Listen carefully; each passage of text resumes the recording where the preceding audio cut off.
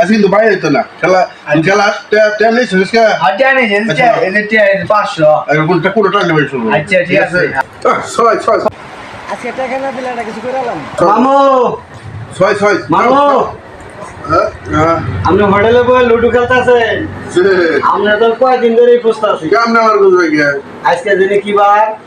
আজকে কি রে বুধবার না আজকে বুধবার বুধবার আজকে কিসের দিনে ডেট আজকে তো 26 মার্চ ও আজকে তো আমেরিকা তো ডেট তাহলে যে কথা